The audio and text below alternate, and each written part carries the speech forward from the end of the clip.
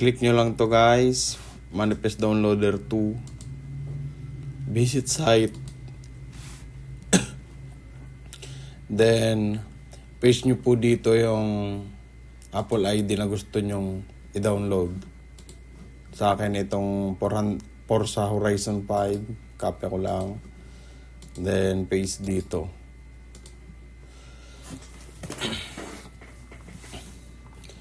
Then, ignore nyo lang tong DRM restriction. Click nyo lang tong download. Continue with add. Then, wait lang natin.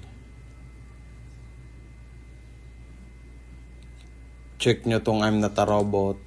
Then, balik kayo dito sa unang site. Then, close lang add.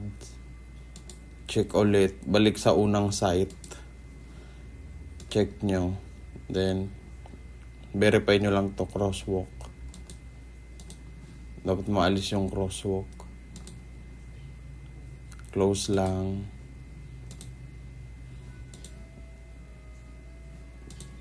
Basta lahat ng crosswalk alis ninyo. Tapos pag wala na, verify. Then pag nag-check na yung robot, click here to continue. Balik ulit dito sa unang site. Then ito na siya. Click to verify. Balik ulit sa unang site. Click to verify ulit. Then balik ulit sa unang site. Dito. Then wait tayo. 4 3 2 1. Then continue. Continue ito. Then balik ulit sa unang site. Ito. Basta guys, lagi lang sa unang site ha. I-ignore nyo tong mga ads na to. Then continue. Generate link. Balik ulit sa unang site dito. Then wait ulit tayo. Dali lang to guys. Then go to URL. Then ito na. Wait lang tayo ng mga 10 seconds. At itong mga ads to, ignore nyo na lang. Basta unang site lang lagi. Then get link na. Then okay na yan, magda-download na yan. Tignan nyo dito. Pag wala pa, unang site ulit. Close. Get link. Unang site ulit. Kung wala pa, get link. Then okay na. Okay na yan. Pag balik tayo sa unang site, ito na.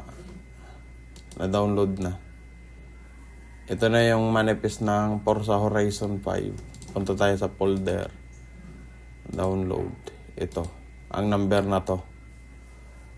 1551360. Ito yung niya. Apple ID.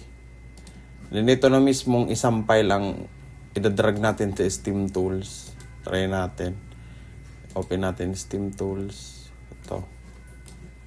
Ito na mismo. Ganyan lang. Then drag. Then launch Steam or restart Steam.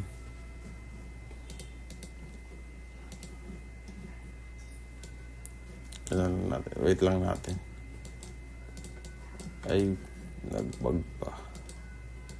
Ignore nyo lang to guys, nagbug.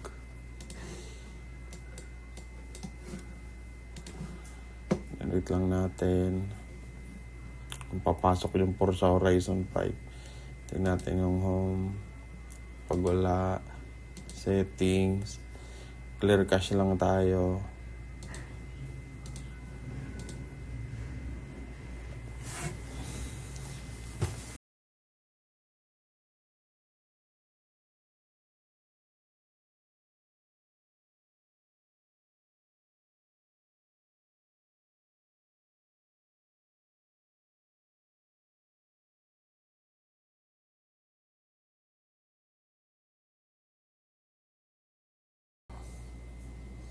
Then tingnan natin home.